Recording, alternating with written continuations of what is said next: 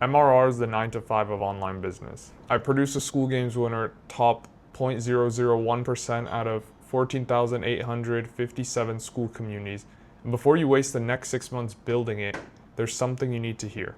Every creator I talk to is trying to build MRR, and I get it. It's predictable income, the money compounds while you sleep. It sounds like the safest thing you could build. But here's what happens that nobody shows you.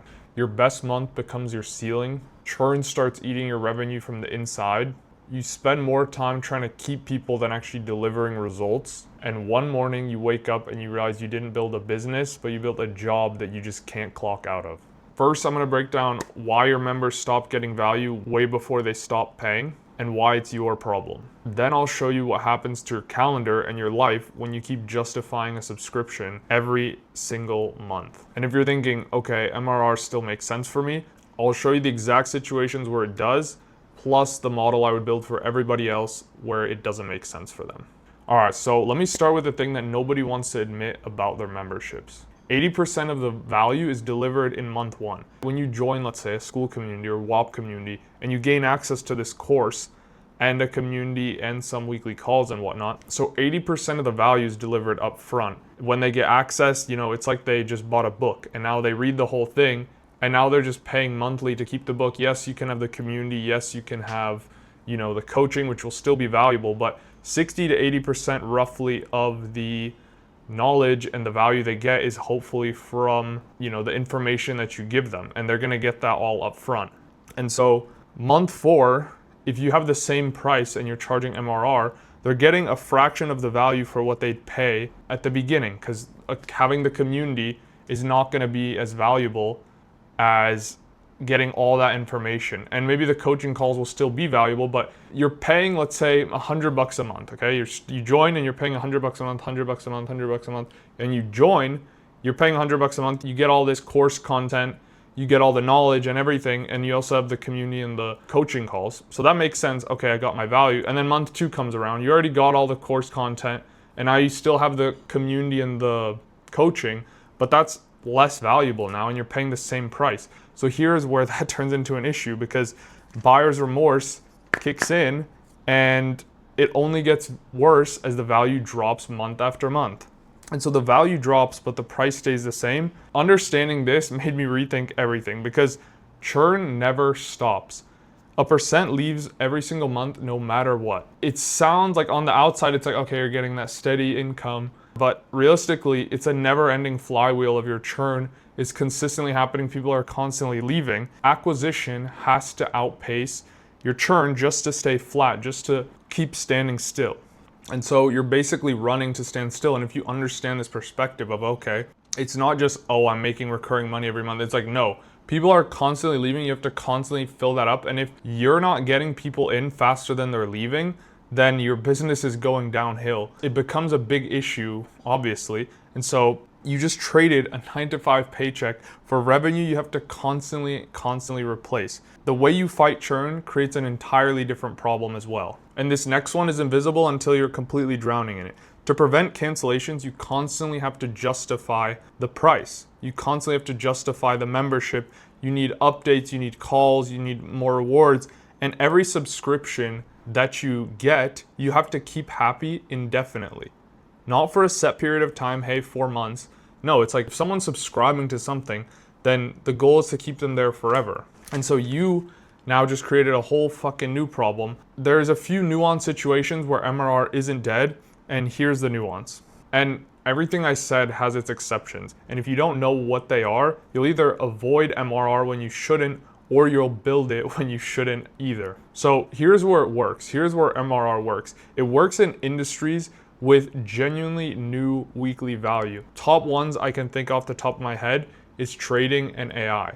That's why you probably have seen those, and then it makes you want to do MRR in your own business model, even if it doesn't necessarily make sense. And the reason it works is because trading communities MRR, they join weekly live trading sessions, and there's a lot of value in that for people that are trading. They can kind of copy trades and make money off of that, do that at your own risk. But that's why the trading MRR communities work really well, and that's why people can get it so high and the churn doesn't get that high typically, or it's easier to keep it to stay lower. Another one is AI, because the industry is changing and expanding so fast that there's always new news and it's hard to keep up. And if you have a community where you have AI news coming out every single week and updates and things to do with it, then that's really valuable to pay for every single week. So a good rule of thumb is, would someone pay this month for just the week? You know, if you're getting new news, new tools, how to use new tools every single week for the AI community, for example, then you would probably pay month or weekly. The thing is as well, also the double-edged sword with AI is that the course part will probably keep getting outdated. So it's better if you are running an AI one, just get the fundamentals of either learning AI or understanding some principles and fundamentals that don't change is the core part of it. But then you have the news to constantly replenish the reason people stay in your group and not have buyer's remorse. And that community will also be more valuable too, because people will be constantly talking about the new things as well. So it makes sense in those two situations that I can think of off the top of my head, but I'm sure there's more business models and types of communities that would work for MRR, but I would say a majority of the BizOp models don't work too well for it. For example, don't do it for like, if you're teaching someone how to start a restaurant or mindset, where that doesn't really change, it doesn't make sense to do MRR because the value, like I mentioned, it's going down. As soon as they get access, they get all the knowledge, the value to stay in the community is a lot lower than initially, and it doesn't make sense to keep paying the same price each month. So if not MRR, then what should you do next? Let me just show you what happens when you stop trying to chase recurring revenue and just collect cash up front, because the difference is not small at all. If someone pays 3 to 5K up front, they have literally reverse buyer's remorse because it makes them want to take action. They just paid you so much that, okay, now they're going to take a bunch of action. And this leads into the next thing where it turns into a testimonial flywheel. Now that they're taking more action, they're going to be getting better results, which gives you more testimonials to then get more people in and so on and so forth. And these people will also be better clients for you. They're more bought in. They're more serious. People, when you charge them higher, you're getting better clients because the price they pay is typically smaller relative to what they're earning. So if someone pays you $100 and they're a teenager and they're not making any money, they just save that. That's kind of all of their income. But if they pay you 5K and they're already making 10K a month from, let's say, a 9-to-5 job, but they're trying to quit it, the relative amount of income they're disposing to you is smaller. So typically they take action and they're more nonchalant about it. They'll just be like, done, just paid you. Whereas the other people will start nagging about it and start asking all these objections, and they're just worse clients. So also that is something to keep in mind. The bottom line is they're better clients, they're more bought in, they're more serious. Just overall, they are better clients, people that pay you more. And like I said, it's just a flywheel that will get more people into your business. And this is a flywheel of making you more money. So it's a great thing. And you're getting all the cash up front. So you have no churn, you have no cancellation anxiety unless you're doing a split pay, but if you are doing a split pay, don't charge the same price, charge more to incentivize people to pay you more upfront. So if you're charging 3K for people to pay in full or a PIF, then charge them like $17.50 or even 2K per split payment. So if it's split in half. So that way the total they're going to be paying now is 4K or 3.5K to incentivize people to pay the cash up front.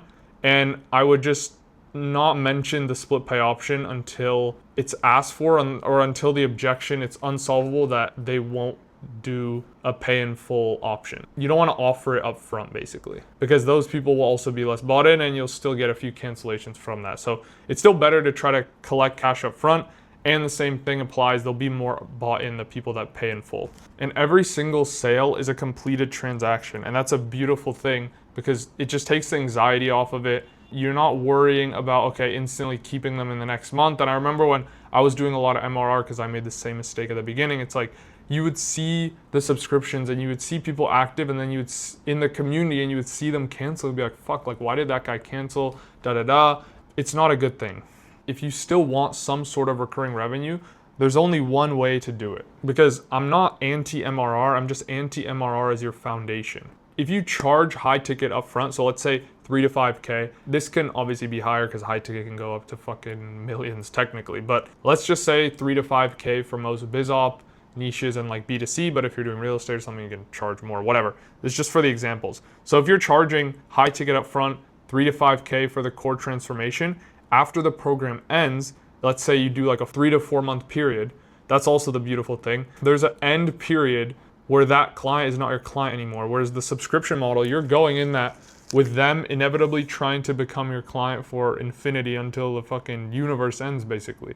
It's just an easier frame to be like, okay, this is my client now. I'm going to give them all my time, and maybe not all my time, but I'm going to give them a lot of energy now. And then after 4 months, they'll be gone. So basically, after the program ends, after the high ticket program ends, you can offer an optional extension for 500 to 1K or more, depending if it's like a higher ticket thing, for continued calls and community access. So the value for them now is going to be lower, but there's still value they're getting. So you can add that and offer that. But the keyword, it's optional, and the core value was already delivered. And the extension is just extra support, and it's not the main thing. So if every extra extension or extended member, whatever, cancels, your business still stands. Now you know what to build instead of MRR. But here's the thing most creators get stuck on. They think they need the whole program to build, or they need to have it built before they sell. They don't. And in the next video, I'm gonna go over how to sell something that doesn't even exist yet. How to sell it ethically and have your clients help you build it. So watch it in the next video somewhere on the screen. Peace.